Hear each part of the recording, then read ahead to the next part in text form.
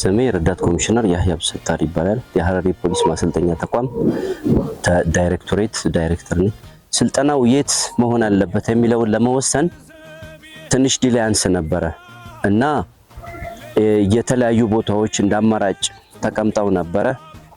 ገርባሳ፣ ኩርሶ እና እዚህ ሐረሪ ክልል ፖሊስ ማሰልጠኛችን እና ወዘተ የመሳሰሉ ቦታዎች እንደ አማራጭ ተቆጭ ብለው ነበር። እሱን ለመወሰን ሲባል ትንሽ የዘገየበት ሁኔታ ነበረ።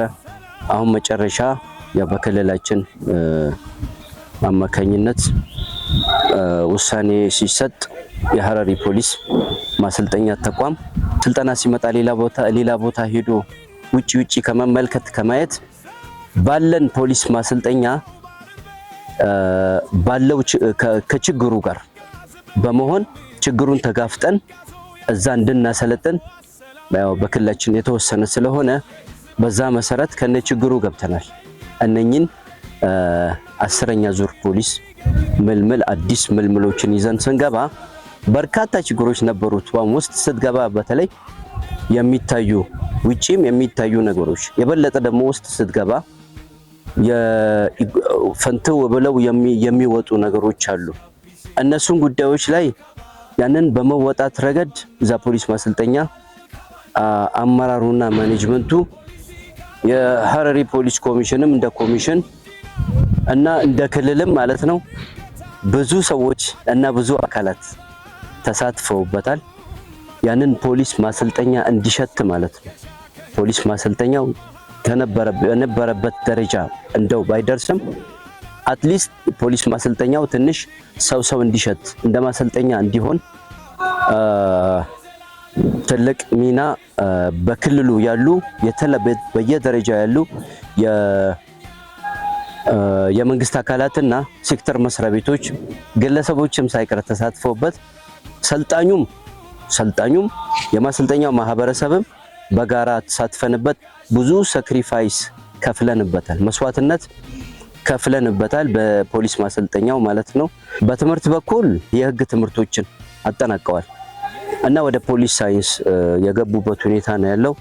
በስልጠና በኩል ይሄ ሰልፍ የሚባለውን ፓርት በንባብ በቁጥር ወዘተ የሚባል ሰልፍ የሚባለውን ጨርሰዋል። ቀሪ የፖሊስ ትምህርትን ይቀጥላሉ። እንደገና በስልጠና በኩል ደግሞ ያለውን ፖሊሳዊ ጥበብና አካል ብቃት እንቅስቃሴ በተመለከተ የተቀሩ ስልጠናዎችን በቀጣይነት ለማስኬድ እንቅስቃሴ ላይ ነው ያለነው።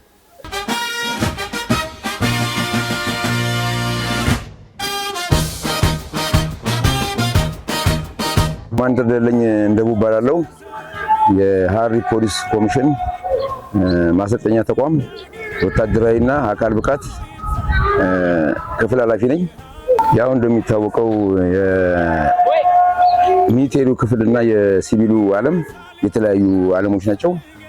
እነዚህን ወጣቶች ከሲቪሉ ዓለም ወደ ሚሊቴሪው ዓለም ስናመጣቸው በተወሰነ መልኩም ከበድ ያላቸው ይመስሉ ነበር።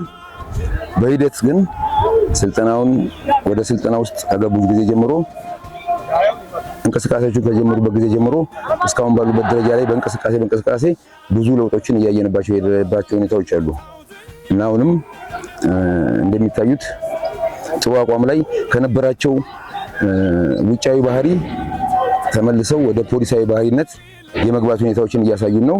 በጥሩ ሁኔታ ላይ ይገኛሉ። ስልጠናው በጥሩ ሁኔታ ላይ እየተካሄደ ነው ያለው። ከአገባባችን ጀምሮ ማግኘት የሚገባቸውን ስልጠናዎች እየሰጠን ነው። ደረጃ በደረጃ እየሰጠን ያለ ነው። ልጆቹም አሁን እንደሚታዩት በጥሩ እንቅስቃሴ ላይ እና በጥሩ ለውጥ ላይ እያየናቸው ነው። ያቀባበላቸው ሁኔታ በጣም ጥሩ ነው፣ አሪፍ ነው። ብዙ ለውጥ አይተንባቸዋል። ናጋፊታስ ጋቢሲቲ አብዲ ካባ ዋሊንዳባና ሃርከዋል ካባኔ ጉቶታ ፖሊሲ ካባጃ። ረዳት ኢንስፔክተር ኢማን እስማኤል እባላለሁ። የሐረሪ ፖሊስ ኮሚሽን አሰልጣኝ ነኝ ማለት ነው። መጀመሪያ የነበራቸው ሲቪል አስተሳሰብ ነው። እንደገና ወደ ሚሊቴሪ እነሱ የሚያስቡት እንደ ቀላል አድርገው ነው የሚያስቡት። በጣም ልፋት አለው፣ ድካም አለው፣ ክብር አለው። ምን አርጌ እንደምገልጸው እንግዲህ በጣም ነው የሚከብደው። ቀላል አድርገው ነው ሲያስቡት የነበሩት።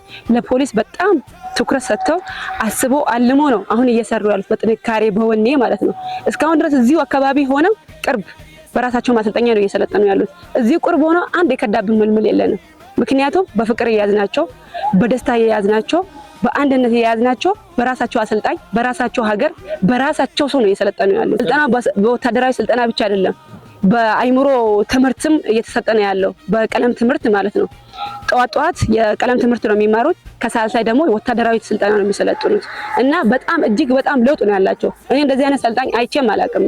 በጣም በአቀባበል በስነ ምግባር በትምህርት አቀባበል በጣም ፋስት ናቸው። እኔ አይቼም አላውቅም እንደዚህ አይነት ሰልጣኝ።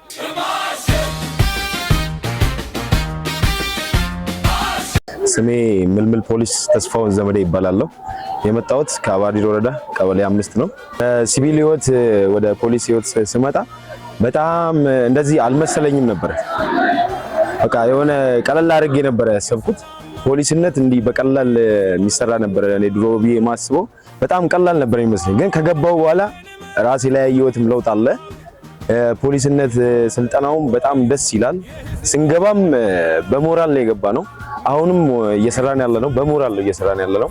የአቀባበል ሁኔታቸውም ልጆቹ ከኔም ጭምር በጣም አሪፍ ነው ከመጀመሪያው ጀምሮ ማለት ነው። ስንገባ እንግዲህ ማሰልጠኛው ረጅም ጊዜ ቆይቷል ሳይሰራበት እና ማሰልጠኛውን በማጽዳት አንድነት በመፍጠር በአንድነት እንገባለን ብለን ከክልሉ ጋር ክልሉ ባረገልን ድጋፍ አንድ ሆነን እንግዲህ ወደ ስልጠናው ገብተናል።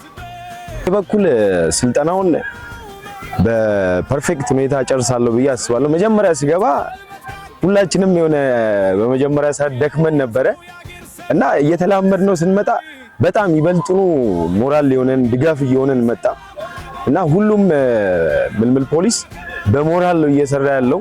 አቀባበሉም ወጣቱ በጣም አሪፍ ነው። 10ኛ ዙር በአሁኑ በጣም ይለያል።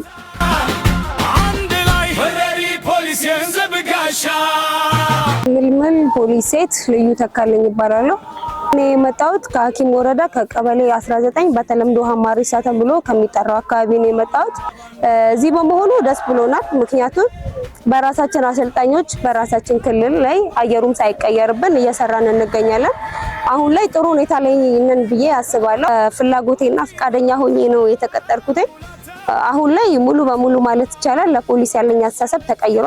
በጣም ጥሩ አስተሳሰብ ነው ያለኝ።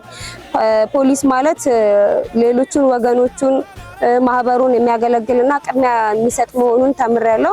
ጎን ለጎን ደግሞ ስለ ህገ መንግስት፣ ስለ ስርዓት ብዙ አይነት ትምህርቶች እየተማርን ያለነው።